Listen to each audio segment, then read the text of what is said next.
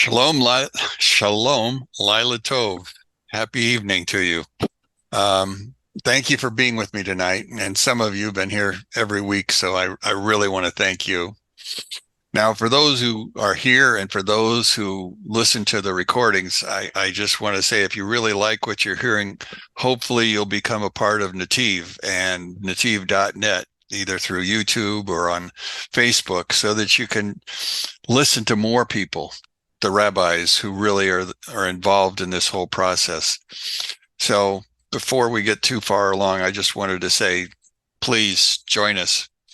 Now, the first thing I want to tell you now is we're doing Daniel. This is Daniel 7, part 4.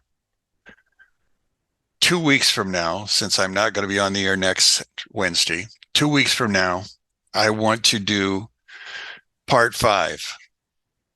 Part 5, I want to focus on tikkun. I want to focus on the repair of the world. And in doing so, I want to talk about the United States.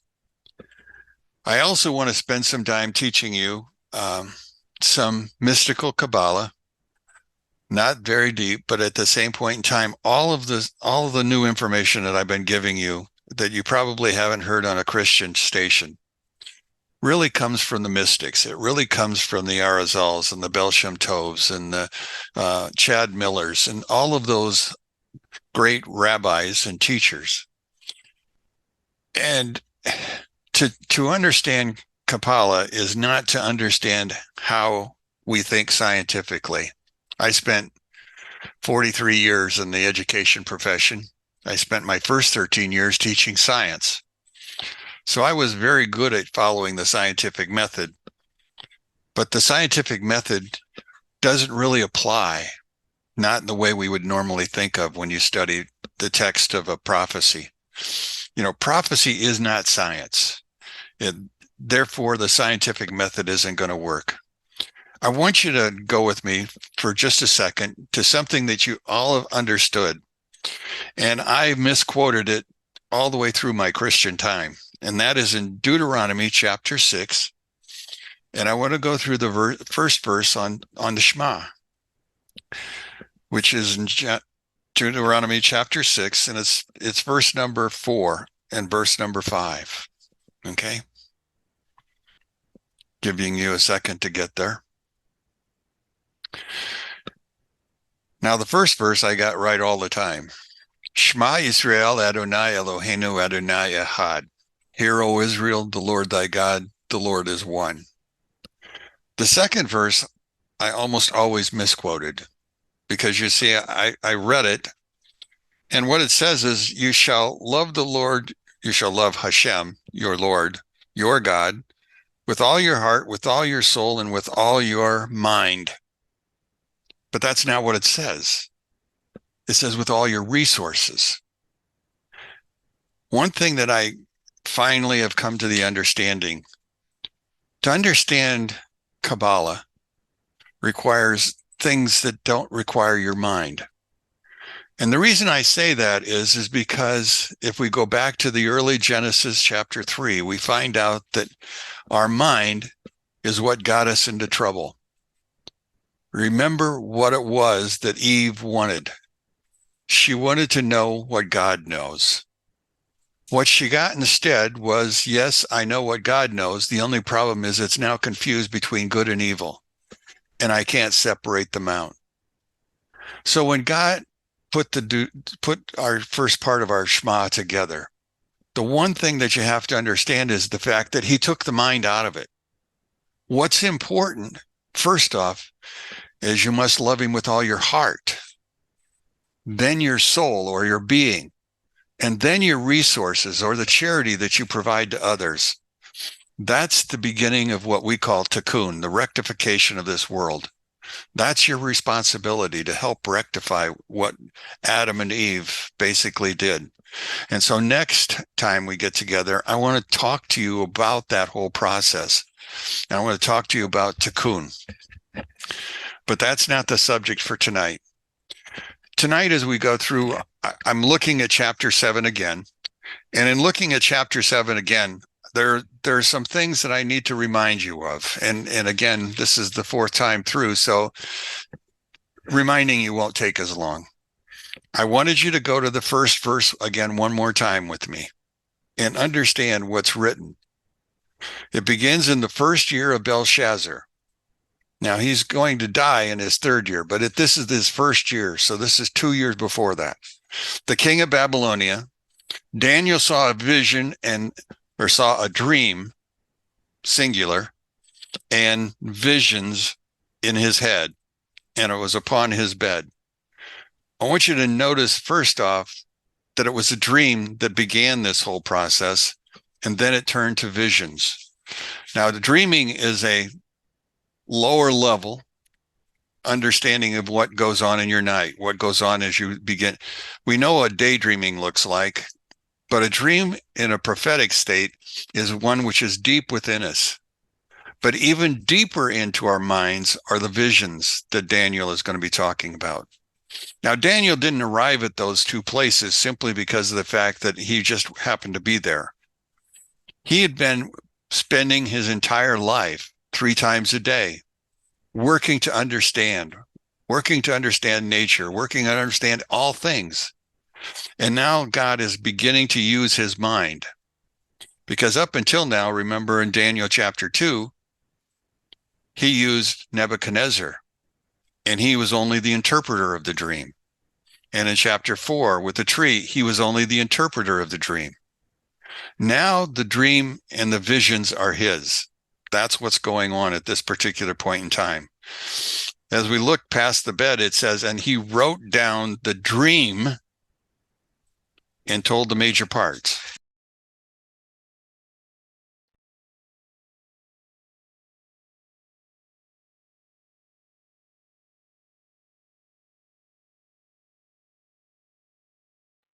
You're muted somehow. Okay. So we have no way to know whether what we're reading in chapter 7 is the story of the major parts of his dream or whether we're actually reading about his visions. That's the thing that becomes important. Because if we're not seeing the dream here, we're missing some details that I think become very, very significant as we go through. And again, we can't go by logic to understand where it comes from. It comes from the flow of the text and poetry. It comes from deeply understanding. Now, there's a method of understanding that's called the Pesher theory. The Pesher theory is a understanding of Aramaic. This chapter is Aramaic. In fact, Daniel is the only book outside of Ecclesiastes where the method of Pesher actually works. Pesher's method deals with things that are speaking of prophecy. So anytime the word prophecy speaks up, we're actually talking about this is the method we should be looking to.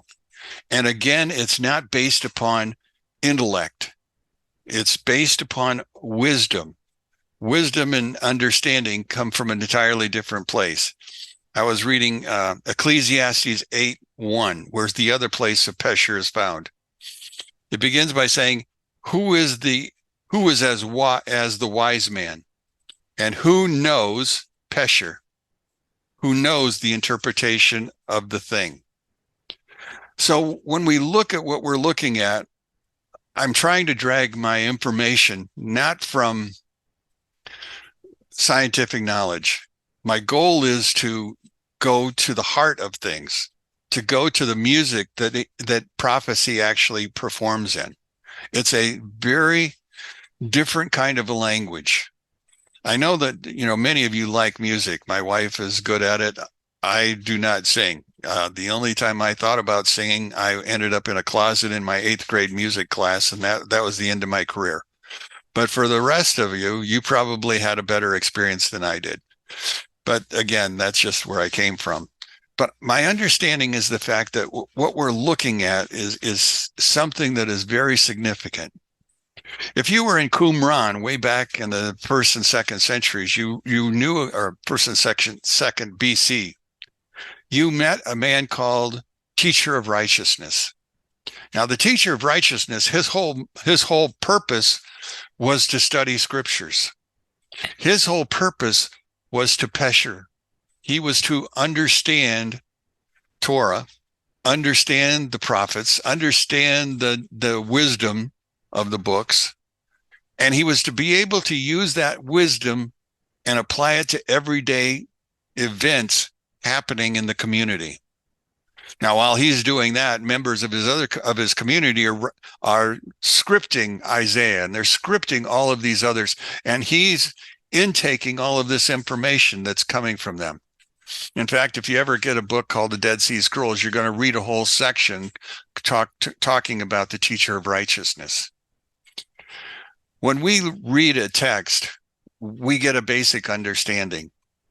The problem that we get with it is the fact that we have not only our good intentions, but we have our evil intentions.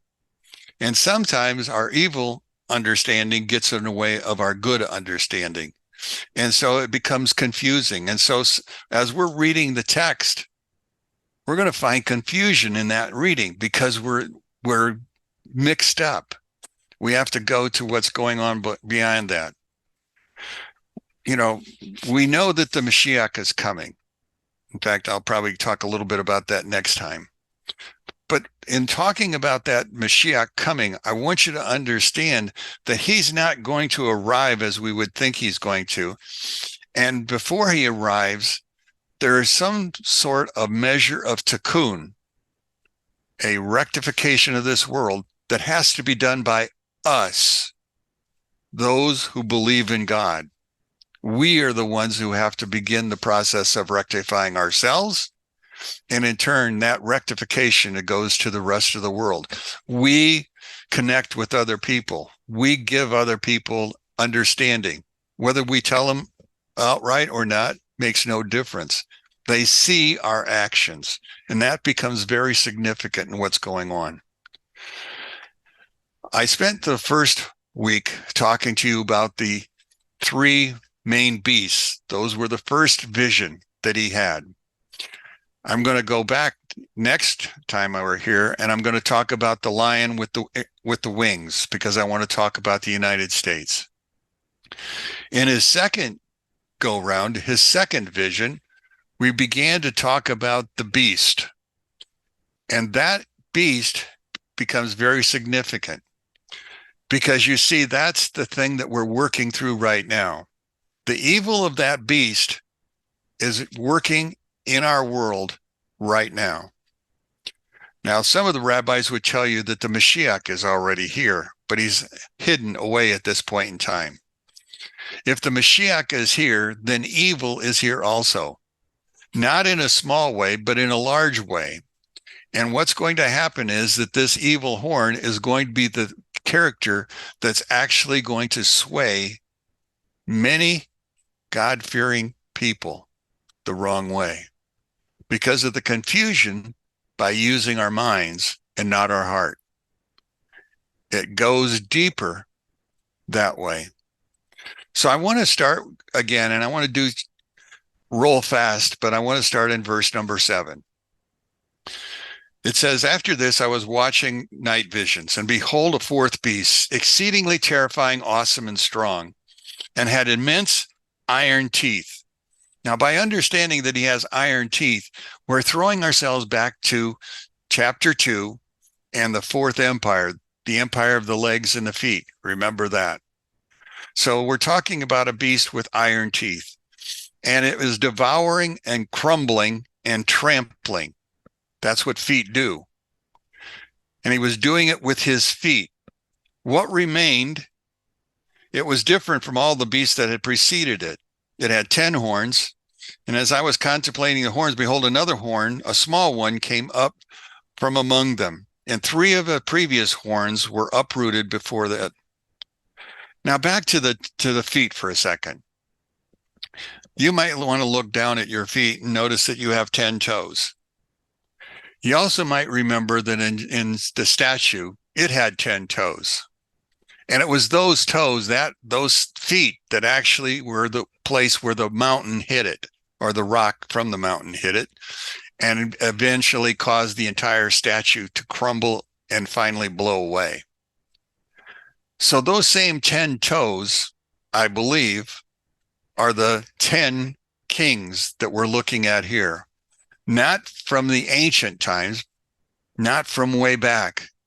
Rashi talks about this as being the emperor, the little horn being Antiochus Epiphanes or Antiochus. No, speak slowly. The 10 represent the 10 Caesars. Titus of Rome, Vespasian's son, will be the little horn, the 11th one, according to Rashi. Now, as we're going through that, then, that was in those days. And as I've been telling you, history repeats itself. And if history is constantly repeating itself, then that means the prophecies themselves are being repeated. Only the characters are changing. Their names are changing. Now we're looking at 2 feet and we're looking at 10 toes. Now we understood that looking at this 4th beast of iron, we called it Rome or Edom. Rome never dissolved. Hear me correctly. Rome never dissolved. It's still continuing. It has changed what it looks like. First off, when Rome, the empire, began to crumble, the Pope and the Catholic Church became the new Rome. And Rome was again centered in Rome. But at the same time, the other half of this was different because you see, they were captured by Islam, the Muslims. And so one leg, I believe, and 5 of those toes represents those nations that are part of the Muslim empire. 5 toes on the other foot represent Rome and what has happened to the world in terms of Christianity. Parts together. Some are bigger, like your big toe. Some are smaller. But all of them are important for us in order to walk. The same thing holds true with these 10 toes.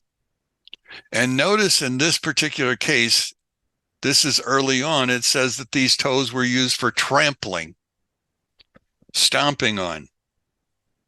Now, it was different than all the other beasts, according to the story. It had 10 horns, and as I was contemplating it, the 11th horn came forward. So we actually, if those 10 toes or the 10 horns are there, we're waiting for a morphing, another horn to come up. Now, the horn is going to be little in the beginning, but it's going to have many eyes. Eyes are about intellect. Eyes are about seeing the world. Not about the heart, but it's about intellect. You see, this little horn is going to speak blasphemous words, and the words that it's going to speak are words that will resonate with the people. People will become enamored by the words that he speaks. You know, right now we live in the United States where last night in Philadelphia, Pennsylvania, there was a small riot. Stores were being looted. And while the stores are being looted, the police are trying to arrest them. And at the same time, in the city of Chicago, another looting was going on.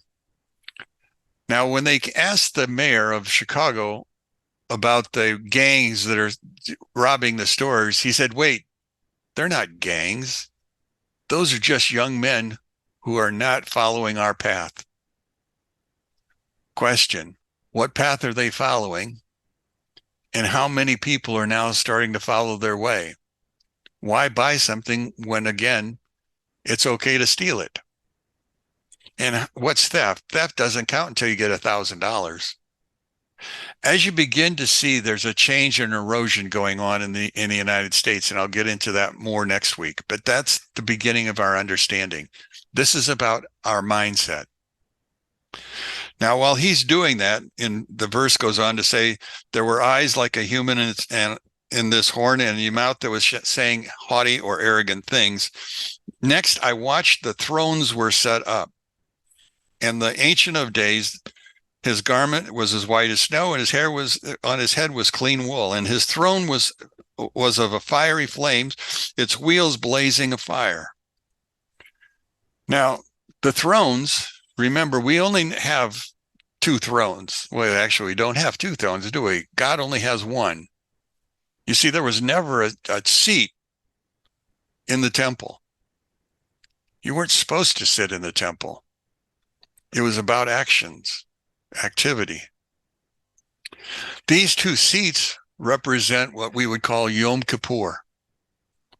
They represent what we would call Gevarah and Hesed. You see, each of us are going to have to stand before God at some point in time. Each of us are going to account for ourselves. Some will not account well, and therefore Gevarah, judgment, will come upon them. But then there's the other group who are doing what's right, who are trying to rectify themselves in the world that they live in, and they will be considered good, Hesed, kind, and they will go another path. The two will be going in opposite directions. And we're going to see this later on when we start looking at the number of angels and everything that's going on. But I just wanted to give you that now for a startup. Also, I wanted you to know that it's Atik Yomin, the Ancient of Days. That was the name that was given to God. He was called that. His garment was as white as snow. His hair was on his head was clean wool. The idea of purity was there. But notice his throne was a fiery flame. In other words, there was judgment in it. But at the same point in time, the wheels were blazing fire. If you go back to Ezekiel chapter 1, what are you going to find when we look at the chariot, the Merkavah that God was in? The wheels, the Ophanim, were on fire. So we're looking at this Merkavah. We're looking at the fiery chariot. We're looking at what is going on in this particular case. So as we're looking at it, it begins to say, a stream of fire was flowing forth from before him. A stream of fire. Where was the fire going? Well, according to the Midrashic writings, and actually in Haggadah 13b and 14a, it says that this fire was being poured onto the heads of the wicked who found themselves in Gehenna. Now it goes on to say, and thousands were serving him. A myriad were standing before him. So there were those who were serving him, and there were those who were standing before him. We know who serves him. Those are the angels. Who's standing before him? Well, if those are the two thrones, one for mercy and one for judgment, those myriads of people are us. So we're looking into the future all the way out. But notice what else it goes into. And I saw after this, so something else has caught his eye. Now, I'm not sure it's in the same vision, but it could be in another one. So I saw that after this, because of the sound of the haughty words which the horn spoke, I watched until the beast was slain and its body destroyed and consigned to the flame of fire.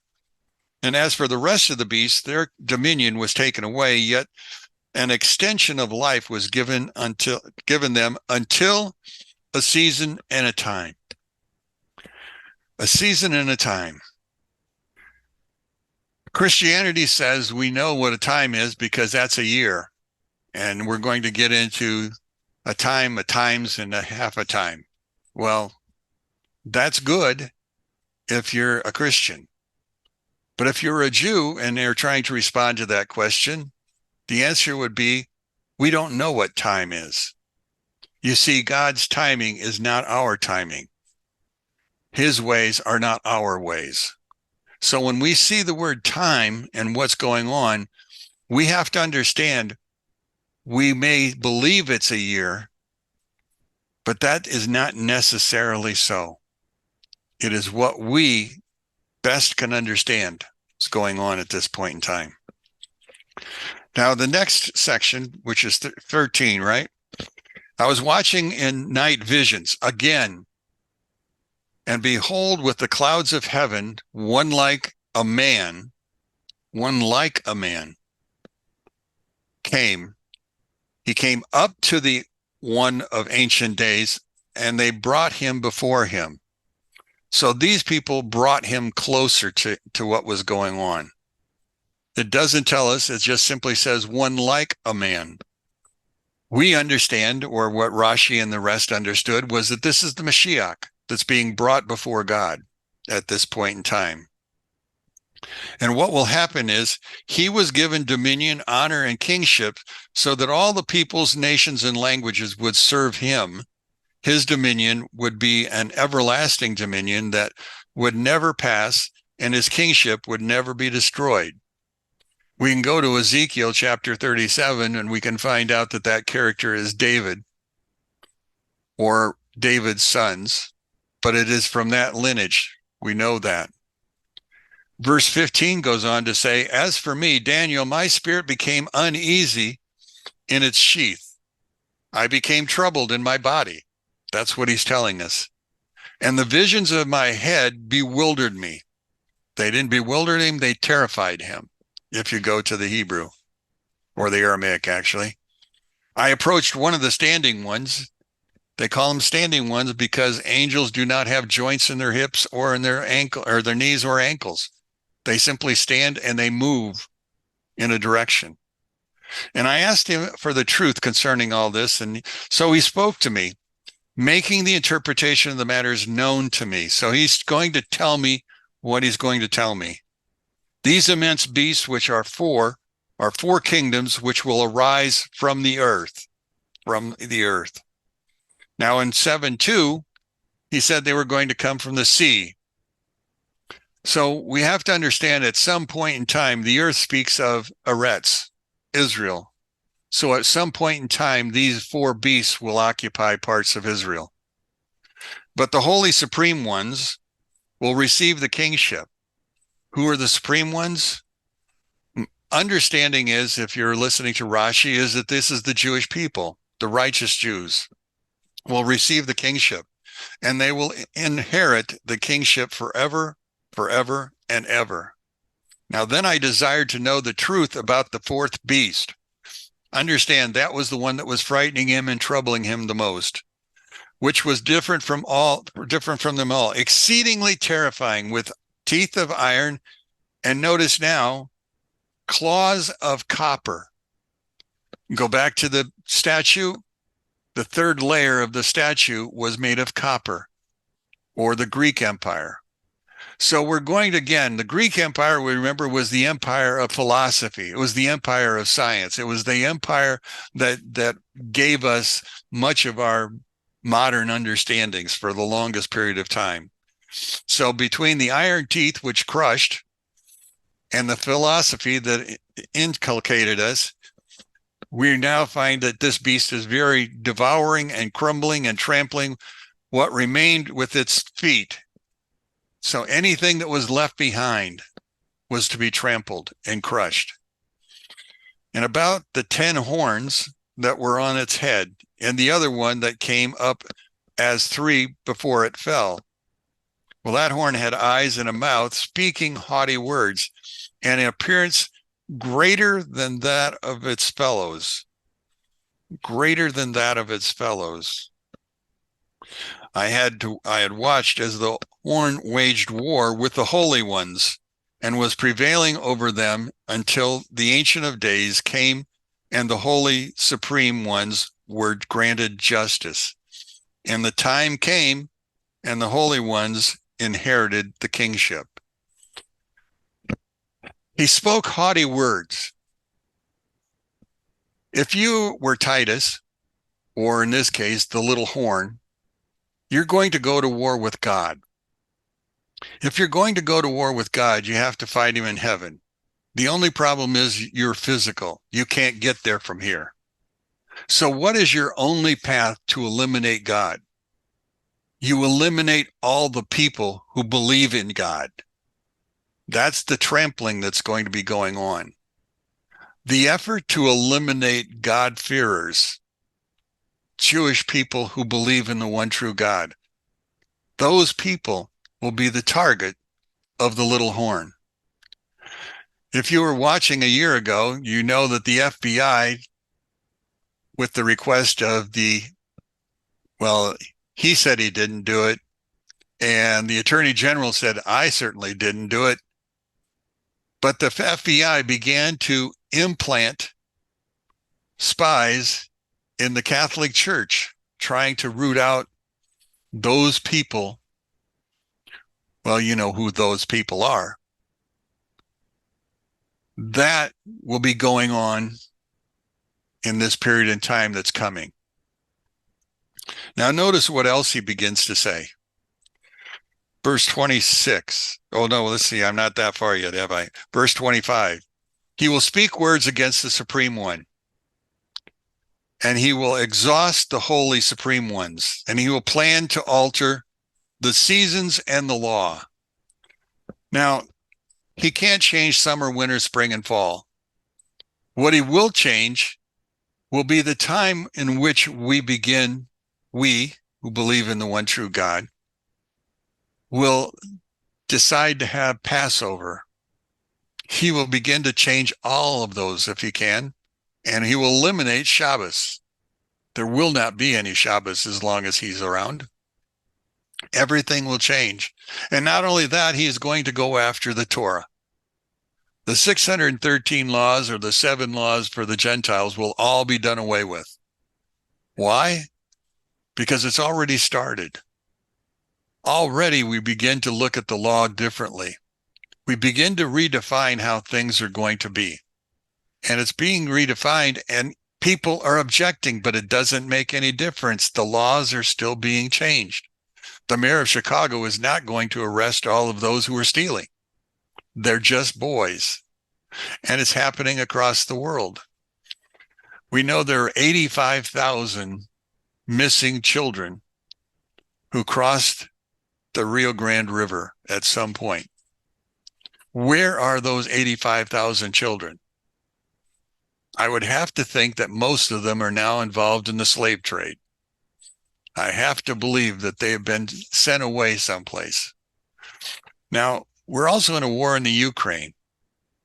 Please understand that the Ukraine was also one of those places where slave trade was common, and may still be common, I don't know, but it was. Understand then that the laws are not the same anymore. We're presently involved in an impeachment inquiry as to whether our president violated the law. And half the people say, yes, he did. Another half says, no, you haven't proven it yet. So over and over again, we go back and forth over what the law says, what the law means. We look at abortion. What does it mean? At what point is a baby viable? All of that goes into our story. All of those subtle changes are going on right now, and we're beginning to see what's going on. But at the same point in time, we miss it because it goes into our head and not into our heart. In other words, it's not impressed upon us enough to really see it and understand it for what's going on.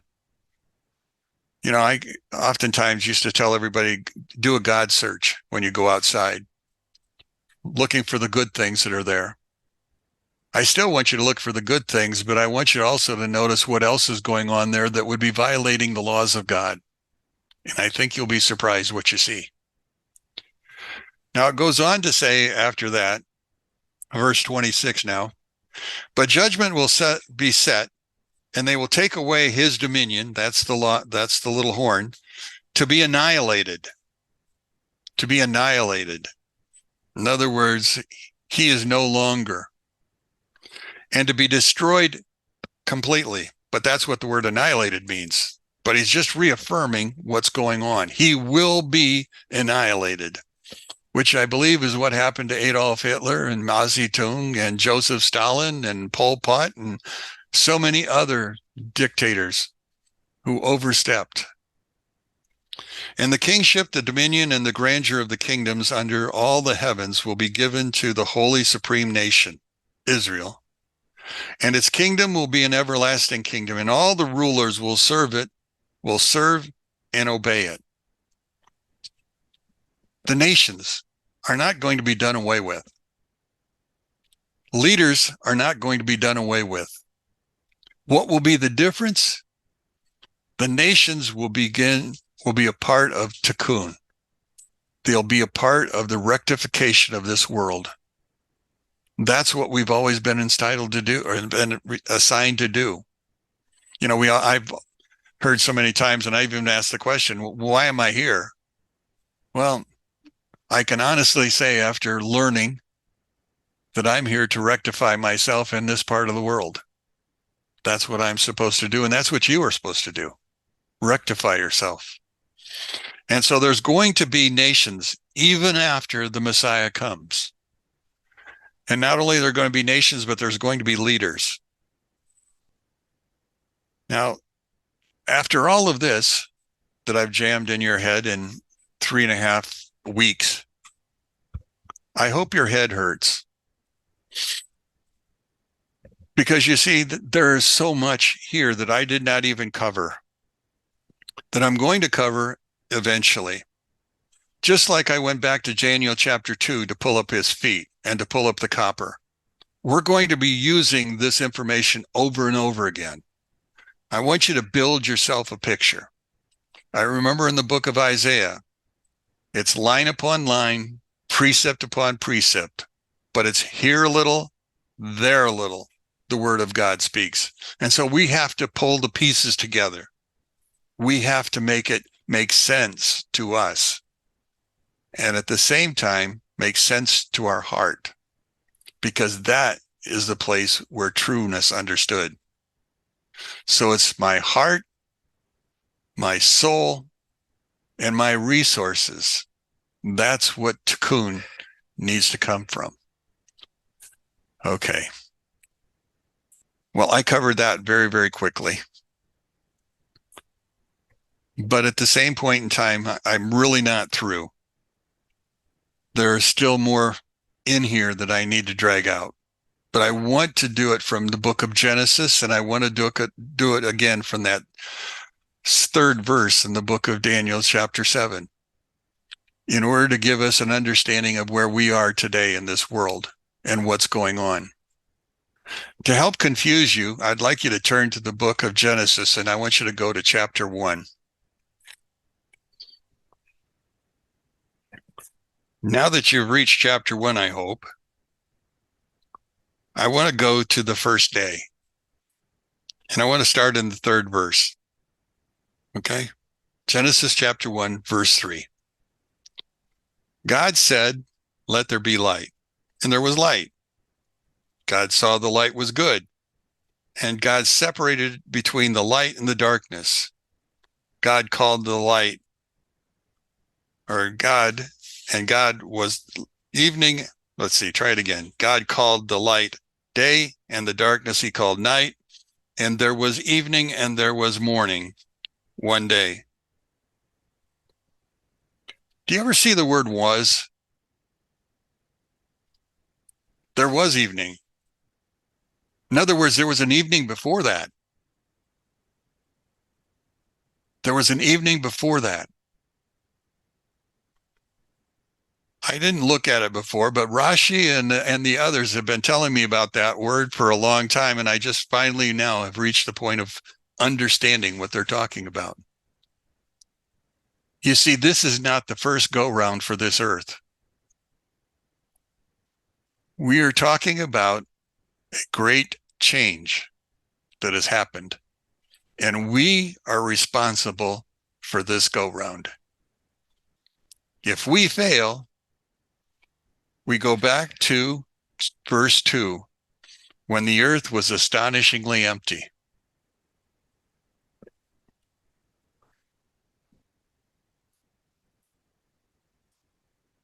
When the earth was astonishingly empty.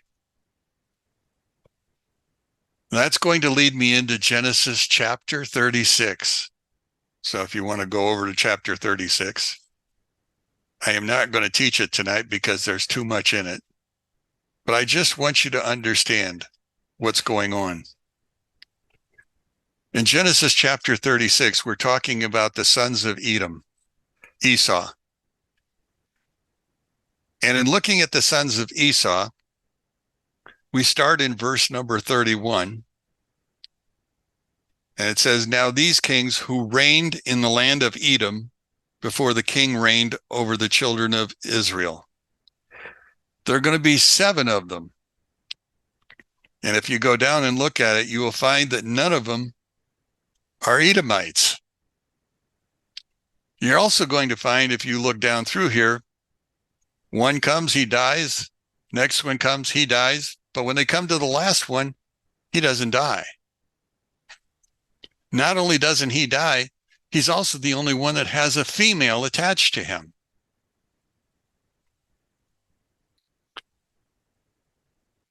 We're going to go back and we're going to look at something that is very mysterious. And hopefully I can give you understanding that will take us from there into understanding what's going on today in the United States.